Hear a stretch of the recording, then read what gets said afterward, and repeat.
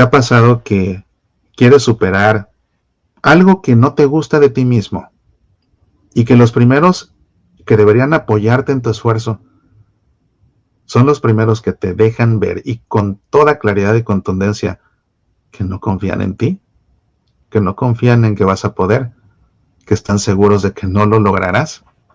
¿Te ha pasado? Eso le pasó a David. Cuando los demás tratan de desanimarte.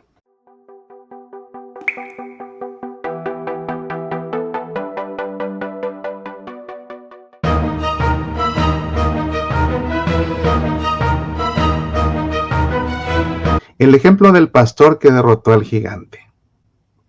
Un excelente ejemplo de alguien que tenía plena confianza en Dios y a la vez en sí mismo es David. Mucho antes de ser rey de Israel, cuando era apenas un joven pastor, como se cuenta en el primer libro de Samuel. Reúnen los filisteos sus tropas para la guerra y se encuentran en Soco de Judá. Por su parte, se reúnen el rey Saúl y los hombres de Israel y se ordenan en batalla frente a los filisteos. Ocupan los filisteos una montaña por un lado y los israelitas ocupan la montaña frontera, quedando el valle de por medio. Sale de las filas de los filisteos un hombre de las tropas de choque, llamado Goliat, de Gat, de 6 codos y un palmo de estatura, o sea, de unos 3,5 metros. Tiene un yelmo de bronce sobre su cabeza y va revestido de una coraza de escamas, siendo el peso de la coraza de 5,000 siclos, o sea, unas 70 toneladas de bronce. Lleva en las piernas grebas, o sea, la pieza de la armadura que cubría la pierna desde la rodilla hasta el pie, grebas también de bronce y una jabalina de bronce entre los hombros. El asta de su lanza es como el enjullo de un tenedor y su punta pesa 600 siclos de hierro, poco más de 8 kilos. Su escudero va por delante. Goliat se planta y grita amenazante a las filas de Israel. ¿Para qué habéis salido a poneros en orden de batalla? ¿Acaso no soy yo filisteo y vosotros servidores de Saúl? Escogeos un hombre y que baje contra mí. Si es capaz de pelear conmigo y me mata, seremos vuestros esclavos. Pero si yo le venzo y le mato, seréis nuestros esclavos y nos serviréis. Y añade, yo desafío hoy a las filas de Israel. Dadme un hombre y lucharemos mano a mano. Oyen Saúl y todo Israel estas palabras del filisteo y se consternan y llenan de miedo. El anciano de nombre Jesé tiene 8 hijos. Los 3 hijos mayores, Eliab, Abinadab y Samá, se han ido a la guerra con Saúl. David es el más pequeño y alterna sus viajes al campamento de Saúl con el cuidado del rebaño de su padre en Belén. El filisteo se acerca mañana y tarde y se presenta así durante 40 días. Mientras, Jesé pide a su hijo David: corre a donde tus hermanos y llévales esta medida de trigo tostado y estos 10 panes. Y estos 10 requesones, llévalos al jefe de millar. Entérate de la salud de tus hermanos y toma señal de recibo de ellos. Están Saúl, ellos y todos los hombres de Israel en el valle del Terebinto, guerreando con los filisteos. Se levanta David de madrugada, encomienda el rebaño de su padre al guardia y, tomando las cosas, emprende el camino como le ha mandado Jesé. Llega al círculo del campamento justo cuando sale el ejército para ordenarse en batalla, lanzando el grito de guerra. Israel y los filisteos se ponen en orden de batalla, fila con fila. Deja David las cosas en manos del guardia de la impedimenta y corre a las filas para preguntar a sus hermanos cómo están. Mientras, el filisteo lanza una vez más las mismas amenazas. Le oye David. Viéndolo, todos los hombres de Israel huyen llenos de miedo. Dicen: ¿habéis visto a este hombre que sube? Sube a provocar a Israel. A quien lo mate colmará el rey de grandes riquezas y le dará su hija y librará de tributo a la casa de su padre en Israel. Pregunta David a los hombres que están a su lado: ¿qué será el hombre que mate al filisteo y aparte la afrenta de Israel? Pues, ¿quién es ese filisteo incircunciso para injuriar a las huestes de Dios vivo? Y el pueblo le repite las mismas palabras. Así se hará al hombre que lo mate. Se entera entonces Eliab, su hermano mayor, de su pregunta y monta en cólera contra David. Le recrimina sin fundamento ni razón, prejuzgando sus intenciones. ¿Para qué has bajado? ¿Y a quién has dejado aquel pequeño rebaño en el desierto? Ya sé yo tu atrevimiento y la maldad de tu corazón. Has bajado para ver la batalla. Pues, ¿qué he hecho yo? ¿Es que uno no puede hablar? Y volviéndose se dirige a otro y pregunta lo mismo, recibiendo una vez más la misma respuesta. Alguien escucha a David y le cuenta a Saúl que lo hace venir. David le asegura con gallardía, que nadie se acobarde por ese. Tu siervo irá a combatir con ese filisteo. Pero Saúl, al ver que se trata de un muchacho, decide que David no es más que un joven osado, por lo que intenta disuadirlo. No puedes ir contra ese filisteo para luchar con él, porque tú eres un niño, y él es un hombre de guerra desde su juventud. A David no le quita la confianza en sí mismo, ni siquiera la desconfianza que le manifieste el mismo rey. Así le replica Saúl. Cuando tu siervo estaba guardando el rebaño de su padre, y venía el león o el oso, y se llevaba una oveja del rebaño, salía tras él, le golpeaba y se la arrancaba de sus fauces, y si se revolvía contra mí, lo sujetaba por la quijada y lo golpeaba hasta matarlo. Tu siervo ha dado a muerte al león y al oso, y ese filisteo incircunciso será como uno de ellos, pues ha insultado a las huestes del Dios vivo. Y añade, mostrando que no solo confía en sí mismo, sino que tiene además una gran confianza en Dios. El Señor que me ha librado de las garras del león y del oso, me librará de la mano de ese filisteo.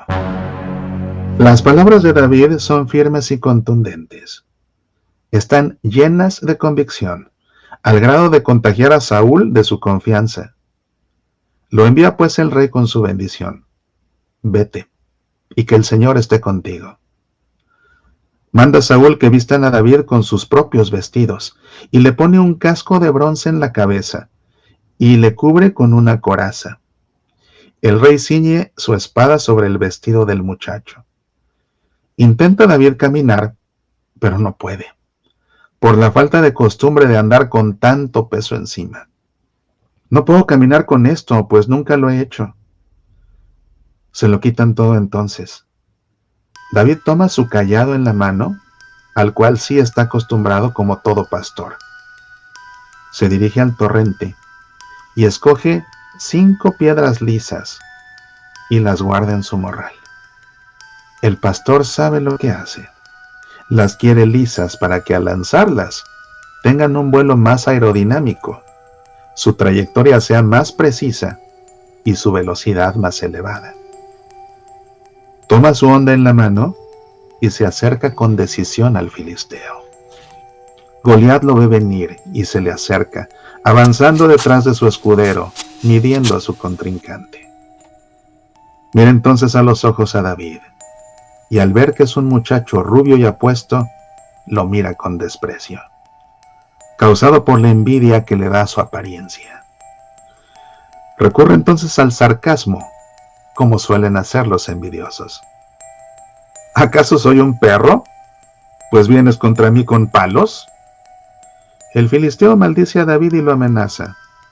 Ven hacia mí, y daré tu carne a las aves del cielo y a las fieras del campo.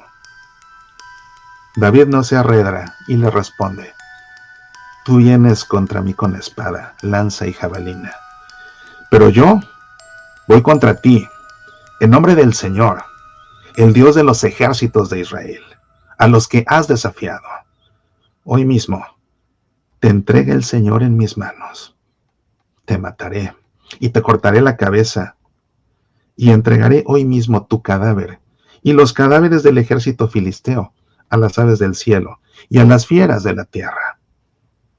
Y sabrá toda la tierra que hay Dios para Israel.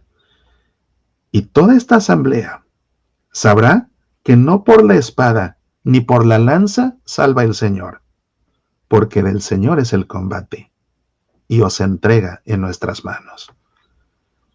El duelo es inminente, y a todas luces disparejo. El campeón de los filisteos de altísima estatura se va a batir a muerte con un pastor que es apenas un muchacho.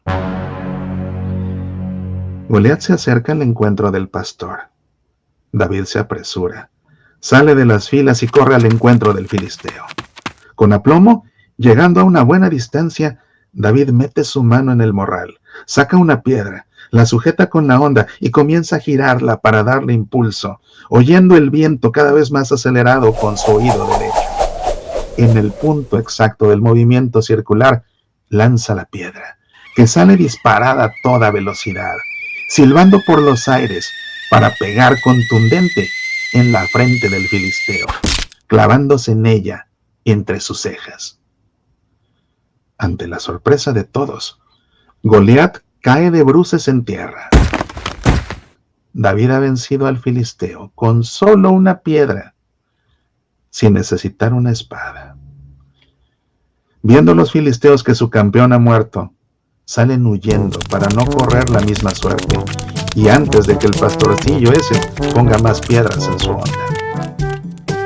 Imagínate un pastorcillo, el más pequeño de los hijos de una familia, capaz de encarar a un gigante como Goliat y de una pedrada lanzada con su honda, atinar a su frente y derribarlo. Si logra acertar al primer intento y dar justo en la frente de Goliat, es por dos razones. David tiene la bendición de Dios y además confía en sí mismo. Es por esa confianza que no hace caso de las quejas de su hermano. Es por esa confianza que no titubea aun cuando el rey trata de disuadirlo en razón de su edad. Si no tuviera David confianza en sí, ¿con qué aplomo hubiera encarado al gigante para lanzarle la pedrada certera?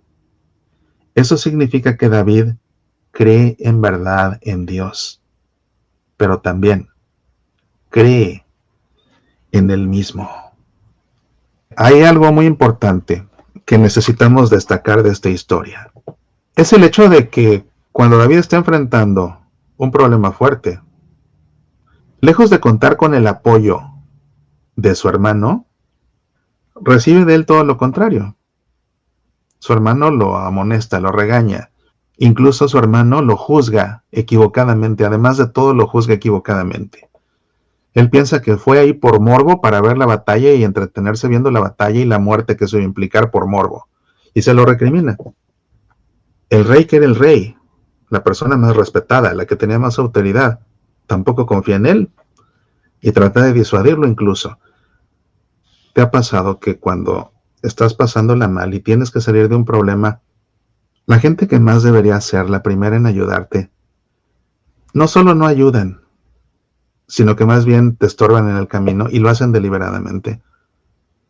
¿Te ha pasado que quieres superar algo que no te gusta de ti mismo y que los primeros que deberían apoyarte en tu esfuerzo son los primeros que te dejan ver y con toda claridad y contundencia que no confían en ti, que no confían en que vas a poder, que están seguros de que no lo lograrás? ¿Te ha pasado? Eso le pasó a David. Cuando los demás tratan de desanimarte. De David desconfiaron su hermano y el mismo rey Saúl. Hemos visto cómo a pesar de eso, David insistió porque confiaba en Dios y porque confiaba en sí mismo. Hay veces en que otros, creyendo o no en ti, intentarán echar abajo tus planes a base de desanimarte.